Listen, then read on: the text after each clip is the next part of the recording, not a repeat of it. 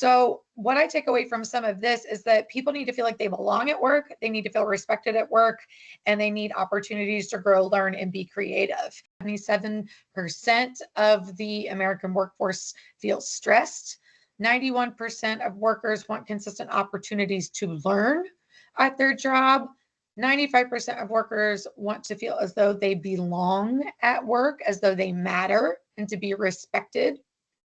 Yet there's 20% that report experiencing the exact opposite, that they don't feel like they belong, that they don't feel like they matter or respected. So what this tells me is that culture is more than a word. Culture is the operating system of an organization. And so you have to have a culture that supports the employees. How important are the questions that are being asked to employees? Because often when you're not asking the right question, you're not getting the right answer.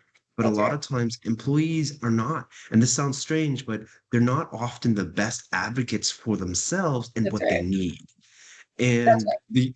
the really interesting thing about human beings is, and why we go to therapists and utilize psychotherapy, is because that outside viewpoint, that objective Mhm. observation is so valuable in reflection and understanding ourselves. How does that impact these programs that are being developed? It feels like they're almost being created with tunnel vision. And in the end, they're not going to be substantive to help the employees what they actually really need. So if you're going to survey, you really need to find a way to be objective and have it be anonymous if you want real feedback, and or change your culture that supports open, honest feedback, and you lead with that. So then your workforce is willing to give you the truth.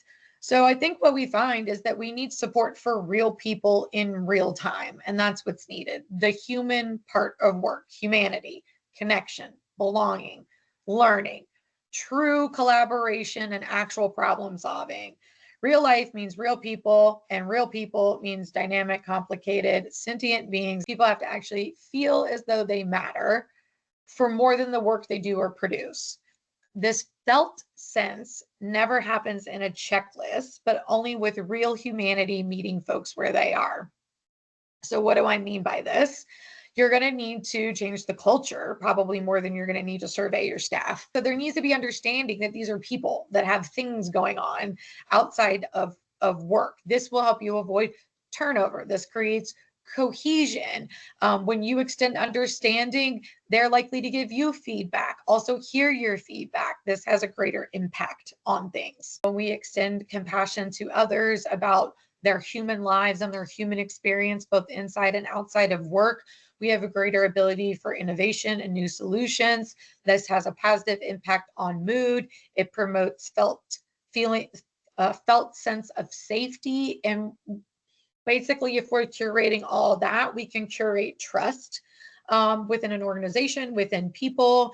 And when there is trust, so there is safety, right? And when there is safety, there is ability to learn, there's ability to communicate better, there's ability to be innovative, there's ability to problem solve, to work with other people. If you feel like there's trust, again, the culture of the organization, and then it's much easier to find a felt sense of safety. And then when there's trust and we have a felt sense of safety, our ability to work, produce work, do well, stay at the job, satisfied at the job, help other people out, just starts going up.